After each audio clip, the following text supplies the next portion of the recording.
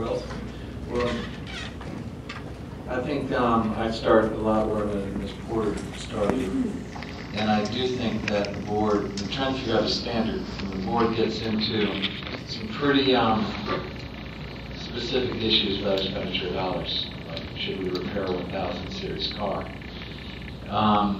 So I do think that some standard of how we review and also to know the standard that's being used by the general manager. I think it's very important the board is communicated with the public. And the other thing Ms. Porter started with is investment of dollars, what's the smartest investment of dollars to ensure safety for the passengers. And I know that there is a level of frustration of current safety and ongoing safety at the in our system, whether it be related to muggings or other things that are going on. That it's not that one terrorist threat we're putting out there looming in fear of, but there's a fear of things that are occurring today. And in terms of, and it'll be my last question on this, but in terms of investment of dollars to keep us safe, one of the things that really makes a difference is certainty of getting caught.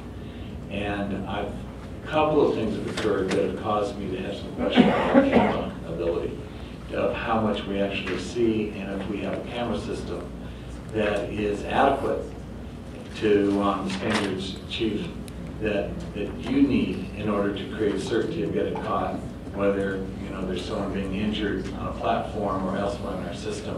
And that certainly goes to the issue of deployment of your staff, where cameras can help in that area. And so when we look at where we invest our funds, are we where we need to be in investment with our camera system? I think we're very fortunate that the Department of Homeland Security and TSA, through their grants and the applications that we've made for cameras in our stations, and in the case of the District of Columbia, Mr. Graham made it available that at least 10 stations were equipped with cameras, but the most of the cameras that are coming in now are coming in through grants from TSA for outside of the stations, or cameras on the trains and buses and on the ends of the portal. So we're very grateful for the expenditures or the grants that they provided. Will that provide us with a better ability to catch people?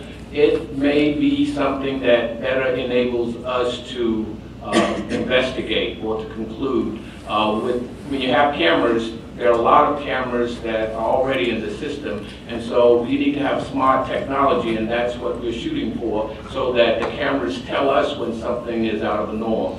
But it won't necessarily guarantee that we will prevent every crime that takes place, but it will aid us, and so we're very grateful to them. One bit that I would like to say, here in the National Capital Region, we're very fortunate to work with the FBI, Department of Homeland Security, and most of you that come from a political subdivision have a member that's on the Joint Terrorism Task Force.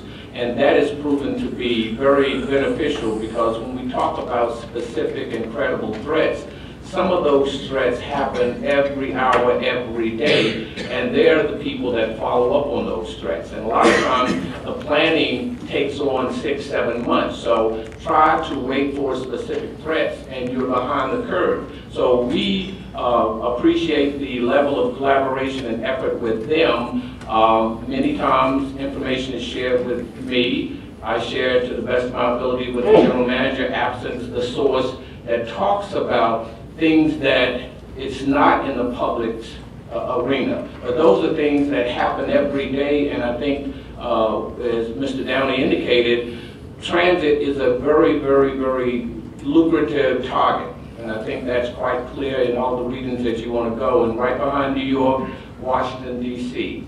is one that raises a lot of concerns and considerations on our part. And again, we have the obligation to make sure that we've done everything in our power to make sure that all of our customers, all of our employees, and our facilities are safeguarded. And it may not seem logical to a lot of people, but it is the reality in which we live in. Thank you, Mr. Chair.